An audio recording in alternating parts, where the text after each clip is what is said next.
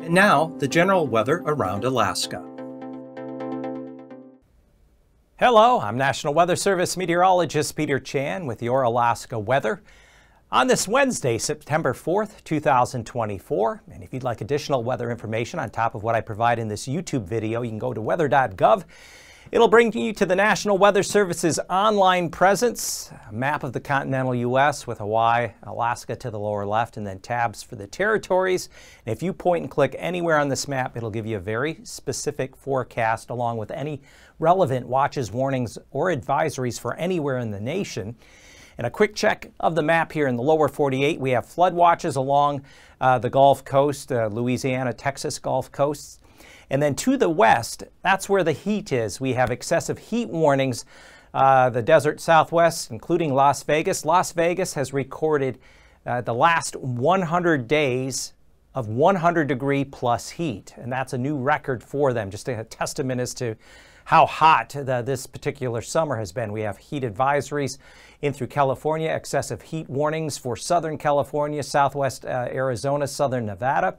Heat advisories up into the Pacific Northwest, along with some red flag warnings for critical fire conditions, and then air quality alerts for poor air quality due to smoke from wildfires. Here in Alaska, though, we got a couple of lows we're going to be dealing with in the Gulf this midweek, just before the weekend.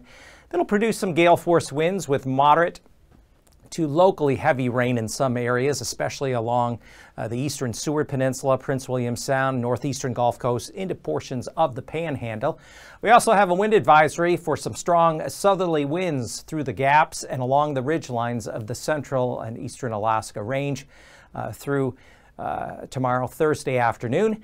And then as we go into the early weekend, there will be a fairly strong front impact the west coast on Saturday, bringing some stronger gusty winds, a band of mainly light to moderate rain, but this could cause some higher water levels along the west coast.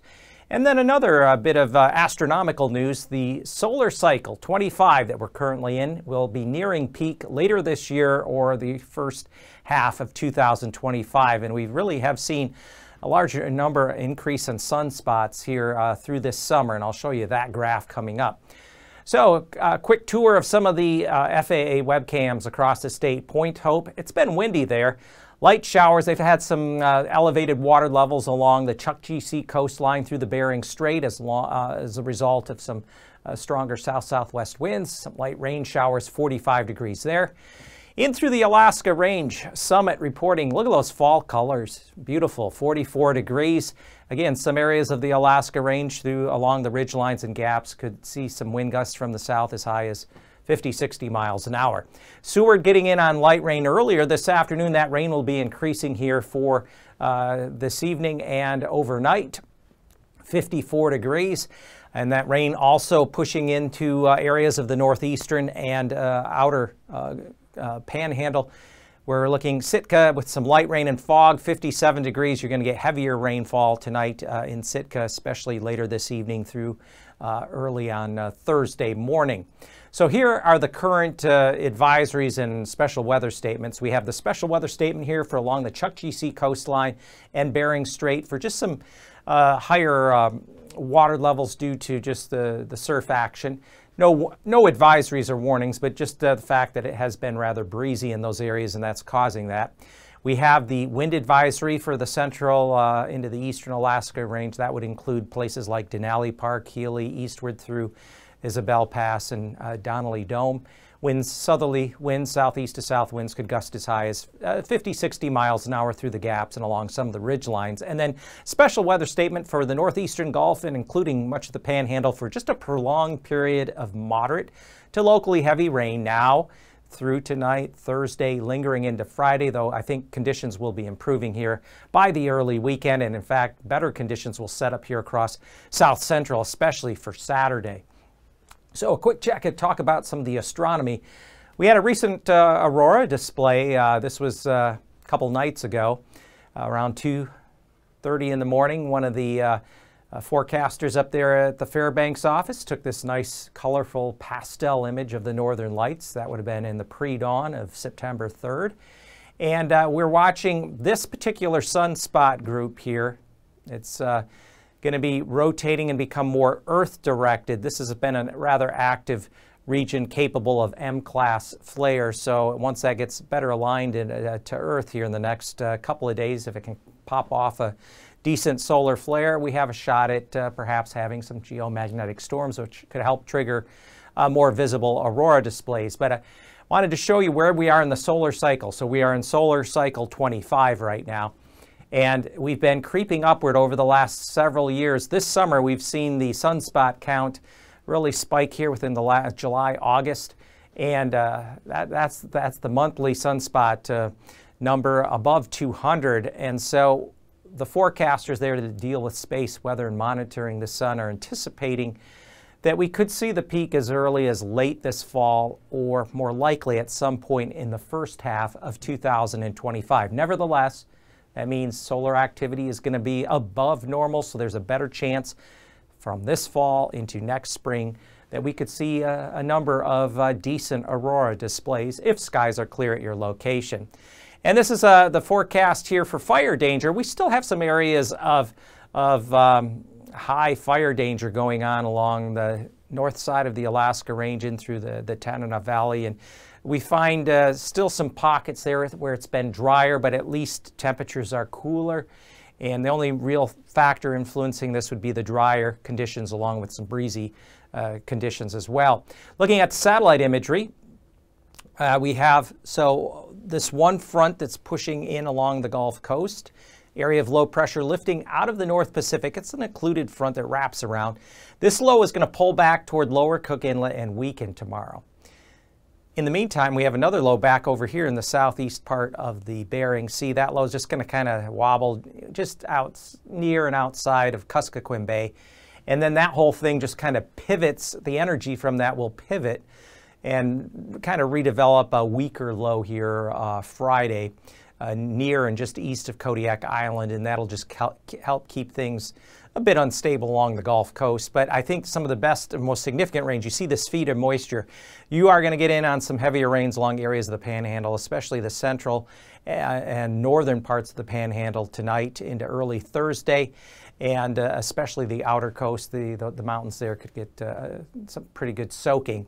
Back to the west, we have a low up here in the Arctic Ocean with a front that comes down here through the Bering Strait. That's what's creating the breezier conditions here along the northwest coast and some elevated water levels. So on the weather map this afternoon, here comes that low out of the North Pacific going just east of Kodiak Island for tonight, and then it will pull back toward Lower Cook Inlet and weaken. Then this low will kind of take its place. The energy will translate southeastward and then just kind of help form a secondary low in this region on Friday. Meanwhile, fairly dry conditions expected across the central, eastern, northeast interiors. Late tonight into early Thursday morning, here's the low, and as it's pulling kind of back there toward Lower Cook Inlet, we have the low out here toward Kuskokwim Bay, south of Nunavik Island. And again, along this front, as it pushes inland, it will have some bands of moderate to locally heavy rain. Also, along this front, there'll be some gusty winds tonight, gale force winds along areas of the northern northeastern Gulf. And by the time we get into Thursday afternoon, that low just kind of washes out here, and then we start to see energy shifting from out of the southeast Bering, kind of Kuskokwim, Bristol Bay areas. And that's going to help redevelop the low here for Friday, a secondary low near and east of Kodiak Island. Not quite as strong as the current one, but nevertheless, that'll keep the chance of some areas of rain and showers going, though it will not be quite as windy with that system. And then behind me, this is what will translate into a stronger front that pushes in along the west coast this weekend. By Saturday, you're going to see a band of light to moderate rain along that front and some gusty winds, certainly gale force winds that could cause some elevated water levels along areas of the west coast. So I'll tell you more about that coming up tomorrow as we get a little closer to that time. But temperatures tonight, generally 50s for lows in the Panhandle. You're going to have rain falling and breezy conditions. Back to the west, also cloud cover areas of showers, especially along the Gulf Coast and even up into Anchorage. There could be some showers. Thursday afternoon highs, generally with the cloud cover, going to keep readings 50s, near 60 at best. You might squeak out 60 or so, say at Klawak.